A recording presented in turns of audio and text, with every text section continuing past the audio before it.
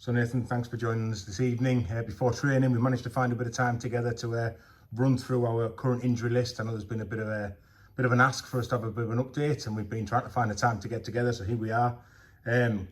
Probably in a position we'd rather not find ourselves, with a number of injuries to some potentially key players as well. So just wanted to have a sort of a 5-6 minute chat and just run through the list as it stands and see what you're able to tell us about each player individually, what their issue is, what you're doing with them, and when we can expect to see them back on the park. Absolutely. So I'll start with Jack Mascliffe again. Obviously, Jack was missing from the team against West Disbury and Charlton in the FA Cup on Saturday. Where does Jack sit? Yeah, so Jack's was a really straightforward one, actually. He just picked up a virus Friday night and he had some vomiting overnight Friday and then into Saturday morning as well. So we thought it just wasn't worth the risk of, one, him travelling with the rest of the group and potentially passing that on, but two, also he wasn't feeling up to it, so he wouldn't have been 100% fit, so he wasn't risked. But he's back in training now and available for selection. Excellent. Great news. Good start.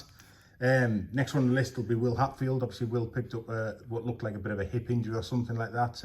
Where does Will sit? Yeah, so Will actually felt his hamstring a little bit. Obviously, Will's a very experienced player. So initially, he thought it was just a very, very minor one, which looks to be the case. So we're hoping Will's going to be back in training tonight, and he should be available for selection on Saturday as well. Fantastic. Next on my list, and you'll have to keep me right as we go through in case I've missed anybody, is Elliot Forbes.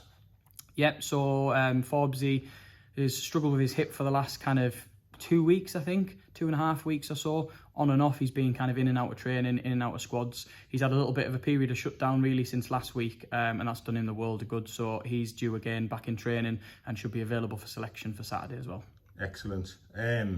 Fourth on my list is Cedric Main.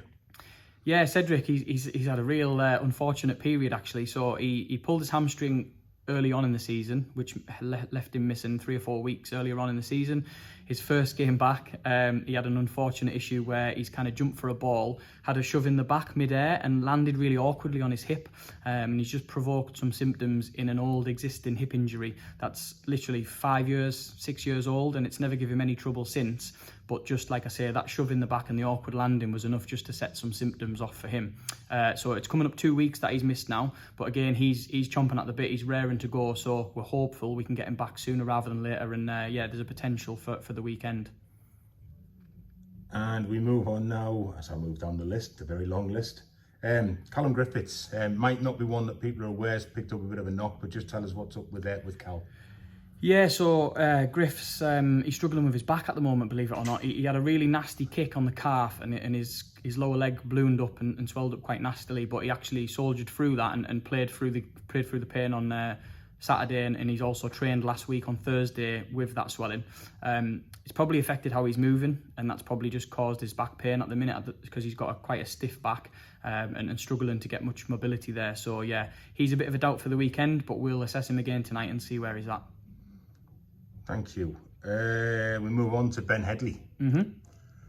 Yeah, so Ben was injured a couple of weeks ago now. A really innocuous knee injury, just a little twist on a trailing leg. Actually finished the rest of the half and then was struggling at half time. Luke assessed him and brought him off.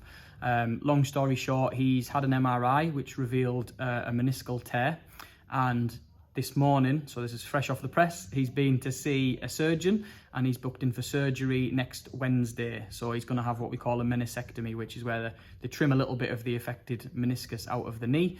And he's probably looking at missing 6 to 8 weeks after that surgery. Wow, so something that probably looked quite innocuous at the time has actually turned into something fairly significant. Yeah, we've watched it time and time again on the clips, and literally it's a really, really innocuous mechanism that you wouldn't expect to cause so much damage. But yeah, he's been in a significant amount of pain for the last 1.5 to 2 weeks since it happened.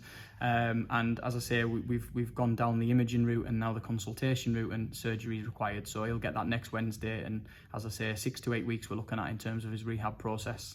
Okay, move on then. Disappointing on that one. I mean, they're all disappointing, but particularly for Ben to be out for that amount of time. And what can you tell us about Tom Platt? Tom Platt, yeah. So he's still struggling with an ankle injury, which again was a relatively innocuous one back in pre-season, really, against Dunstan. And it presented as one thing, a dead calf, actually, believe it or not. And what we think now in hindsight, looking back, is that the dead calf was so painful at the time, it masked some of those other more longer term symptoms. So he's got an injury to a ligament in his ankle called the syndesmosis ligament, which are notoriously difficult to settle down, relatively common in football. And we're just in the process of looking at different adjuncts really that can help that healing process along the way. I can't give away too much information really on that, but yeah, we're just exploring other avenues in terms of just something that might help speed that up. But we're certainly getting towards the kind of later end of that rehab process now, so hopefully it's not much longer than a few weeks, and we'll see Platty back out there as well. Okay, excellent news.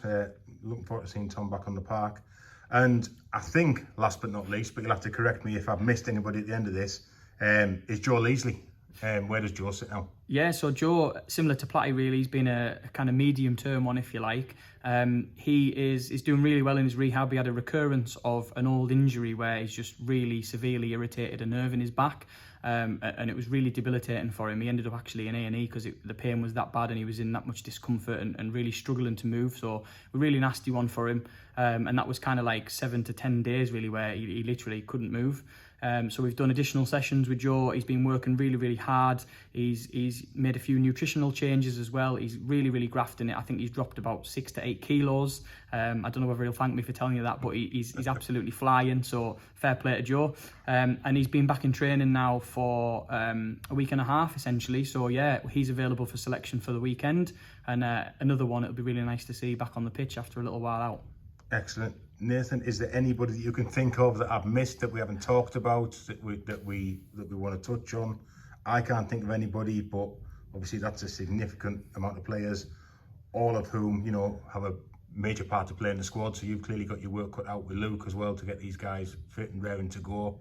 So if there's nothing else and there's nobody else, we'll call it there, and I'll let you go back to the treatment room and get on with the task at hand. I can't think of anyone, mate, so thanks for your time and see you soon. Thanks, Nathan.